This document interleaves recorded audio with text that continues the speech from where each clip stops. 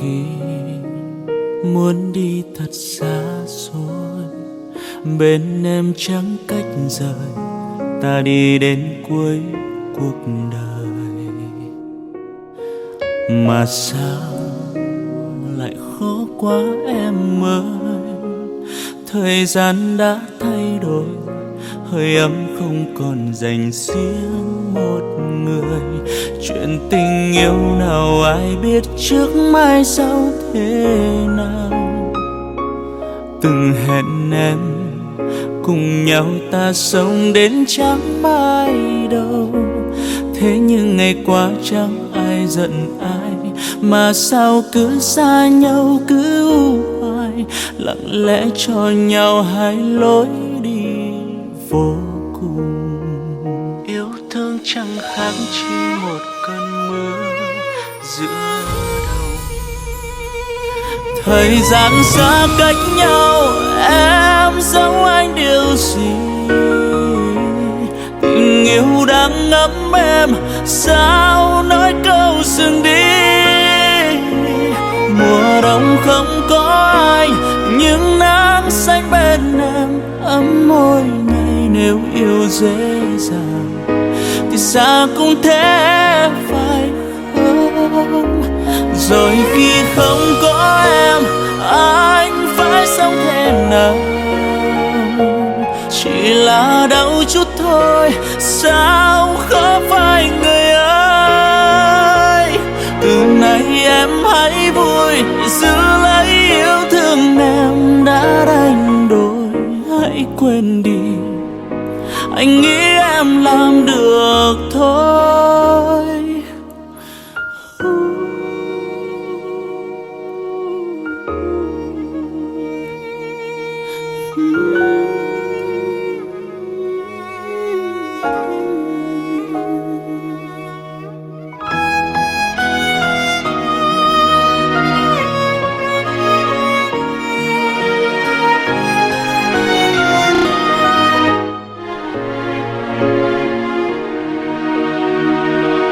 Chuyện tình yêu nào ai biết trước mãi sau thế nào.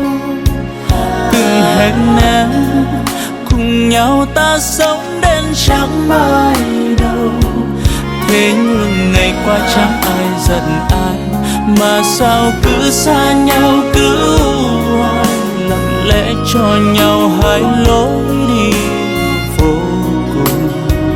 Yêu thương chẳng khác chỉ một cơn mưa giữa đời. Thời gian xa cách nhau, em giấu anh điều gì? Tình yêu đang ngấm em, sao nói câu dừng đi? Mùa đông không có anh, nhưng nắng xanh bên em ấm môi ngày. Nếu yêu dễ dàng thì xa cũng thế phải không? Rồi khi không có em, anh phải sống thế nào? Chỉ là đau chút thôi, sao khó phải người ơi? Từ nay em hãy vui giữ lấy yêu thương em đã đánh đổi. Hãy quên đi, anh nghĩ em làm được thôi. Thời gian xa cách nhau,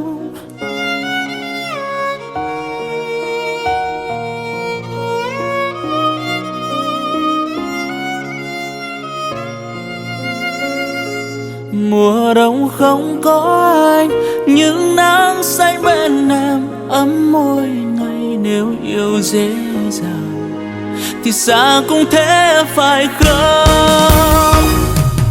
Rồi khi không có em, phải sống thế nào? Chỉ là đau chút thôi, sao không phải người ơi? Từ nay em hãy vui giữ lấy yêu thương em đã đánh đổi. Hãy quên đi,